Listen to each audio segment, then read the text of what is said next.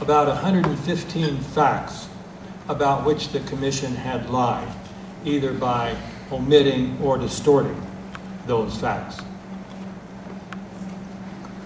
To give you some idea how serious some of these omissions and distortions were, I will give a few examples, starting with the 9/11 Commission's account of the destruction of the World Trade Center.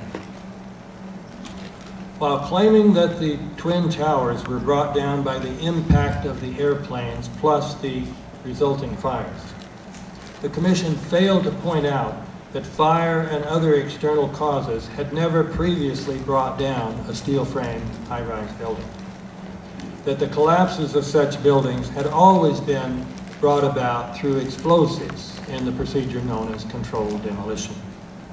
The Commission also failed to point out that the collapse of each tower exemplified over 10 characteristics that are common features of controlled demolitions, such as the fact that the collapses started suddenly and then came down, straight down, at almost free-fall speed. The Commission also did not point out that Mayor Rudy Giuliani, while being interviewed on national television on 9/11, talking to Peter Jennings, had revealed the startling information that he knew in advance that the Twin Towers were going to come down. By not mentioning this, the Commission did not have to explain how Giuliani could have known this. And by the way, the Commission admitted, the Kane and Hamilton, the co-chairs, admitted later that they did their worst job in interrogating Rudy Giuliani, but they didn't mention that they didn't ask this question.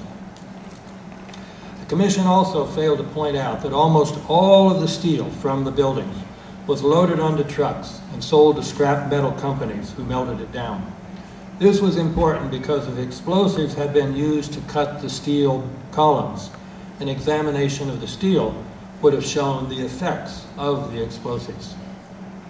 The Commission also failed to mention a fact that may be relevant to the question of how anyone could have gotten access to the towers in order to plant explosives in them. The fact that one of the principles of Securicom, which handles security for the World Trade Center, was Marvin Bush, one of the president's brothers. Most astoundingly, the Commission did not even mention the fact that Building 7 of the World Trade Center, which had not been hit by a plane and had fires on only a few of its 47 floors, also collapsed that day. I turn next to the question of Osama bin Laden and the alleged hijackers. The 9/11 Commission omitted several interesting facts about these men that had been pointed out in the new Pearl Harbor.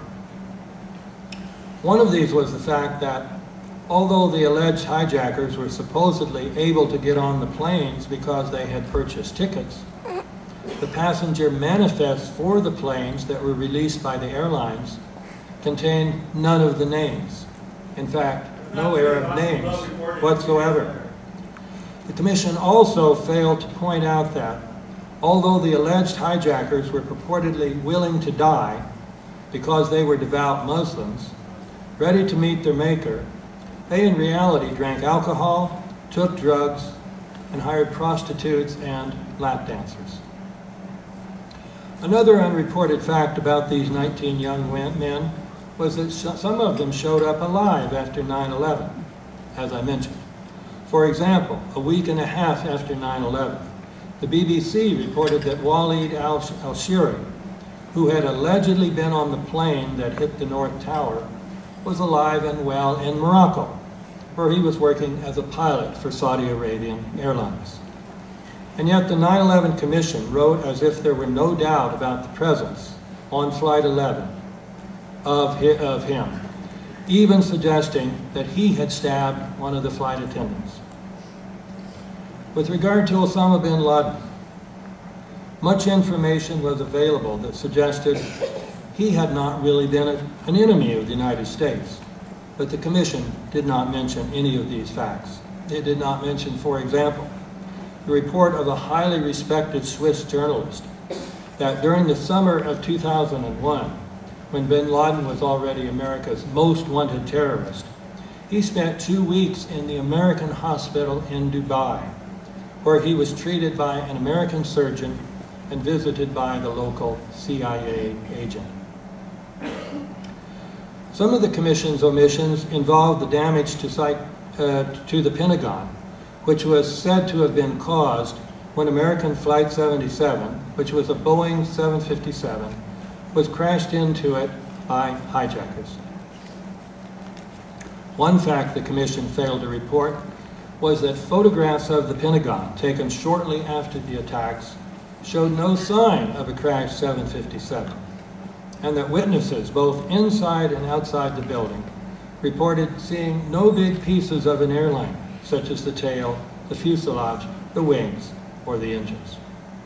Nor did the Commission point out that Wedge 1 on the west side of the building, where the attack was, would have been the least likely part of the Pentagon for Al-Qaeda terrorists to have attacked.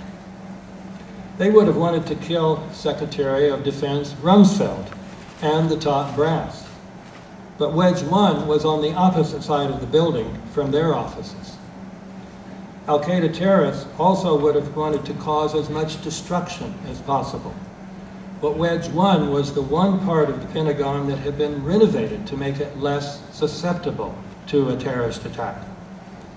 Al-Qaeda operatives would have wanted to kill as many Pentagon employees as possible, but because the renovation was not quite complete, Wedge 1 was only sparsely occupied. Another thing not mentioned was that Hani Hanjour, said to have been the pilot, would not have been able to fly a Boeing 757 through the trajectory reportedly taken by Flight 77, descending 8,000 feet in 3 minutes in an amazing downward spiral, and then coming in at ground level to strike Wedge 1 between the first and second floors without even scraping the Pentagon line. The Washington Post said, "The plane was flown with extraordinary skill, making it highly likely that a trained pilot was at the helm." However, a New York Times story entitled "A Trainee Noted for Incompetence" quoted one of Hanjour's instructors as saying that he could not fly at all. In fact, the 9/11 Commission even admitted that shortly before 9/11, a flight instructor had refused to go up a second time with Hanjour in a single-engine airplane, and yet he was allegedly able to get in one of these big birds that he had never been in. He had never flown a big plane, and fly it like an ace. But an ace, he crashed. How was that flying like an ace? If your parents didn't teach you any manners, let me say that there will be a Q&A period afterwards, and presumably you'll get a chance to say your piece then. Is that okay?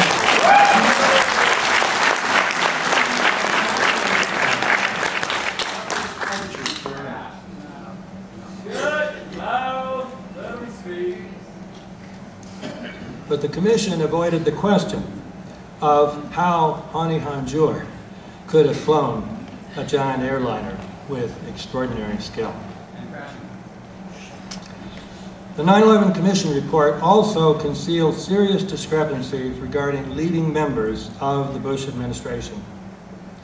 One of these members was Vice President Dick Cheney. It is well known that he went down to the bunker under the White House, known as the Presidential Emergency Operations Center, and after he got there, he was in charge of the government's response to the attacks. But what time did he arrive down there?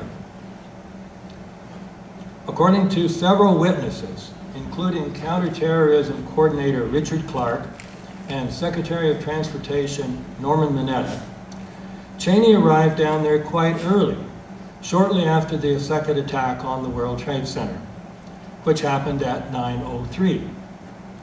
Mineta reported in open testimony to the 9/11 Commission that when he himself got down there at 9:20, Cheney was already there. But the 9/11